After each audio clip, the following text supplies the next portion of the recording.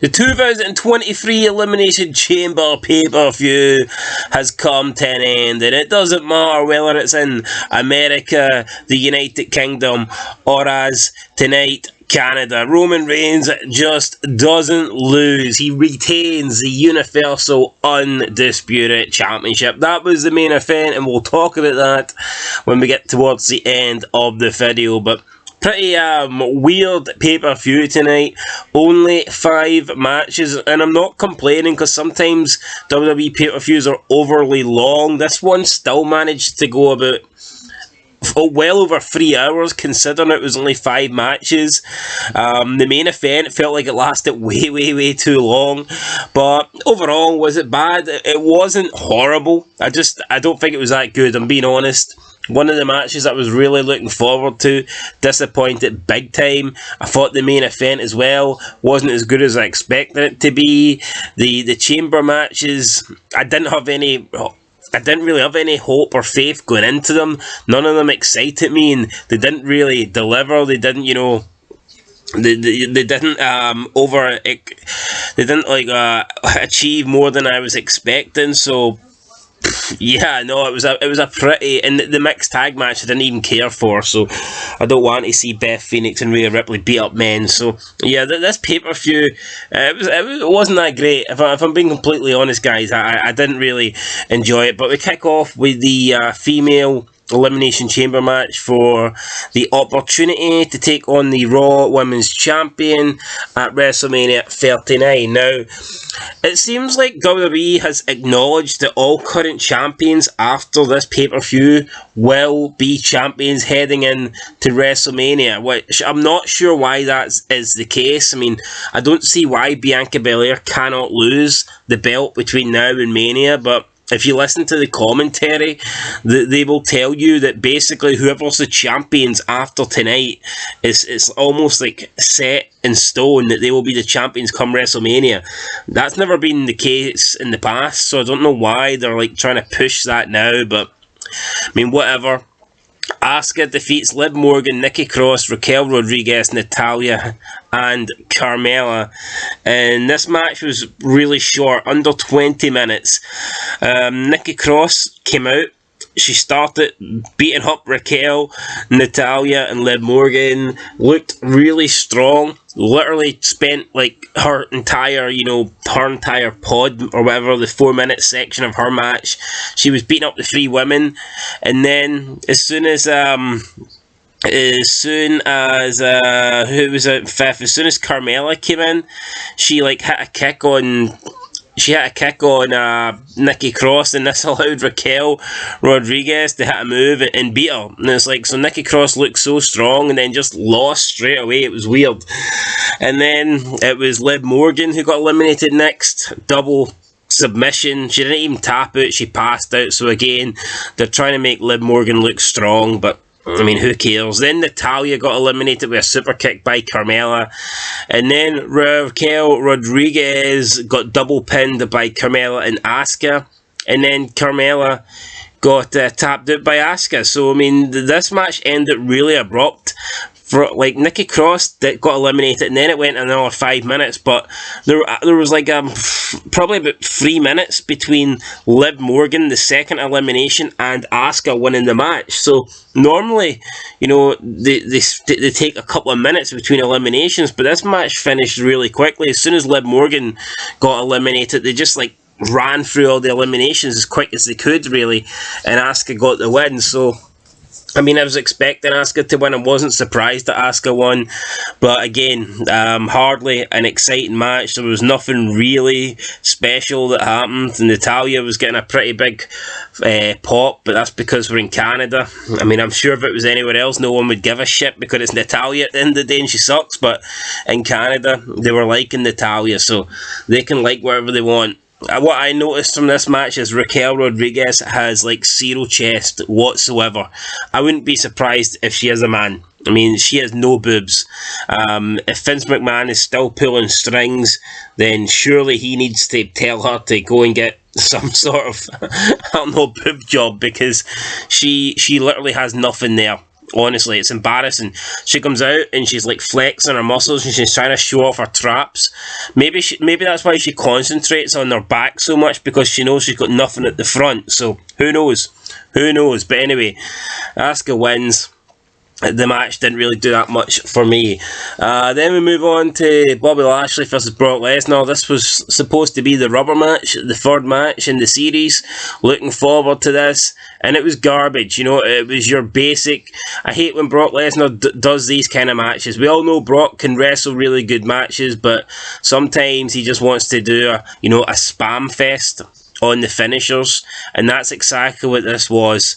Spear, spear, F5, F5, spear, F5, spear, spear, F5, F5, spear, F5. Hurt lock, spear, F5, spear. I mean, boring. Just fucking garbage. Seen this a lot of times, didn't need to see it again. Bobby Lashley then has Brock in the hurt lock again. Brock hits a low blow. Brock gets DQ'd. Then he hits a couple more F5s, one on Lashley, one on the ref. Then he hits an F5 on Lashley through the announce table. Then he hits another F5 on the ref. Crowd are chanting holy shit as if this is great. But honestly, I mean, we've seen this a lot before. It was basically just Brock hitting a lot of F5s. Nothing exciting here. This was supposed to be the rubber match. It didn't prove anything. It didn't prove who the better man was. Well, it kind of proved that it was Bobby Lashley, I guess, because Brock Lesnar had to cheat in order to, not get submitted. But still, is this the feud done? If it is done, then it seems like such a waste. I mean, normally you would want to have like a clear winner, but we didn't get that tonight. So, yeah, I was looking forward to this match, and it disappointed big time. Really, really let down by Bobby Lashley versus Brock Lesnar. Then we got Edge and Beth Phoenix versus Finn Balor and Rhea Ripley with Dominic Mysterio in the mixed tag match, and this went exactly how I was expecting. You'd moments of the match where Beth Phoenix was beating up Finn Balor. You'd moments of the match where Rhea Ripley was beating up Edge. Both Rhea Ripley and Beth Phoenix looked strong against the men. There was one spell where they both did a double powerbomb on the men, and just multiple moments where they would do double team moves on the men, but there was never one moment where the men would do anything to the women. So again, a lot of female on male violence, but not one particular attack or move or anything to do with a man, defending himself or even hitting some sort of offensive move on a female. And I use the term female loosely because honestly, what the fuck were Beth Phoenix and Rhea Ripley doing to their faces? I mean, why do the women these days have to use so much stupid like face paint and makeup and like warrior looking? Why do they all look like tribal warriors, or like they look like fucking drag queens or glamour queens or something, man? They don't look like... Remember WWE used to say that the most beautiful women on television? They don't have that anymore. They're freak show. They're these big butch, masculine fucking females, if you can call them that, with all this like face paint, like warrior face paint on it. I just don't get it, man. Honestly, why can't women look like Trish Stratus? Why can't women look like Lita? Why can't women look like like Mickie James or Tori Wilson or chicks like that, or Jacqueline or Ivory, or women that just look like women? Even China, right? China.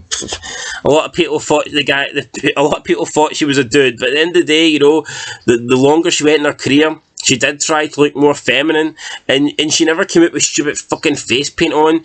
She actually tried to look like a woman. You look at Beth Phoenix, you look at Rhea Ripley, and I don't even know what they are, man. Freak shows, if you ask me. But yeah, this was just basically women looking superior and men looking weak. Edge and Beth Phoenix end up winning. Of course, they do a double team move on Finn Balor, and they get the win. So Finn Balor takes the pinfall. Again, the male in the match took the pinfall. This was just embarrassing.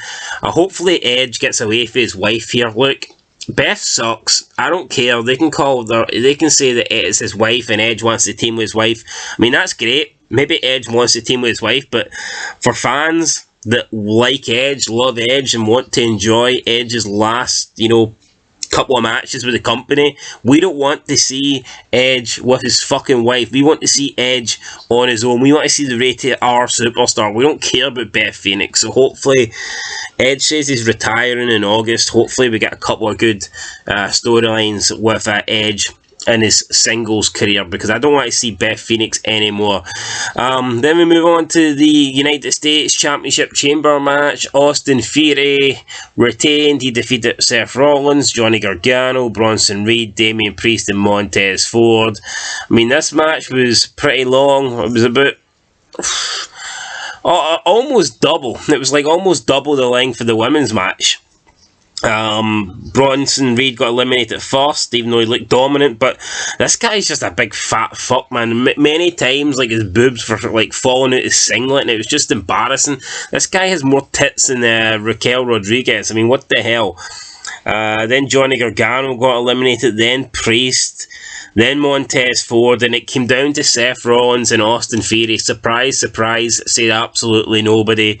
Logan Paul then made an appearance. Logan Paul comes in, breaks into the Elimination Chamber, sneaks in when they were trying to get rid of Montez Ford, and he hits a lariat clothesline, takes down Seth Rollins. Then he hits a stomp, and this allows Austin Theory to then pick Rollins up, hits the A-Town down, and gets the 1, 2, 3. So Austin Theory then retains the United States Championship, and it looks like we're getting Seth Rollins versus Logan Paul at WrestleMania 39. And this sets us up then for the main event, Roman Reigns versus Sami Zayn. So Roman Reigns comes out first, crowd are booing heavily, fuck you Roman chants, all that stuff. Yeah, good to see. It was nice to see a hostile crowd. They were making out as if it was like the most hostile crowd they've ever seen. Nowhere near. Right, there's been way worse crowds than this, but it was one of the most hostile crowds I can remember in recent years, definitely 100%, but not of all time, no fucking way.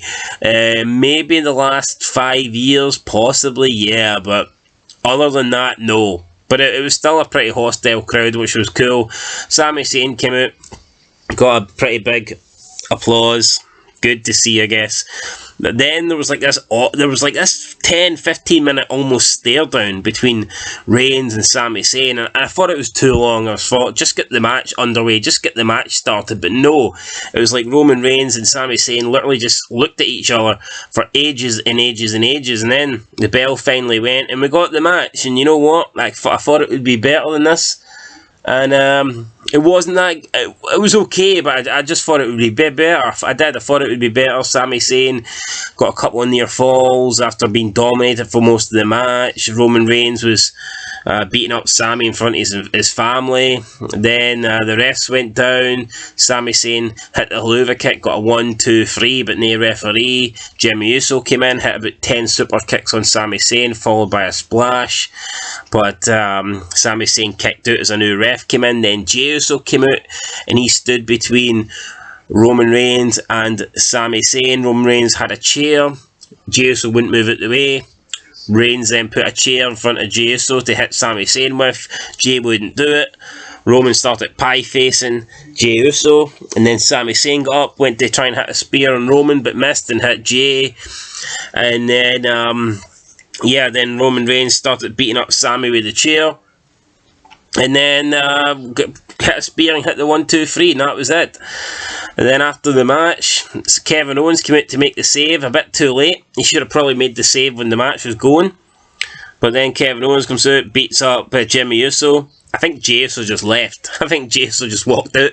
We didn't even get to see Jey Uso again. He was gone.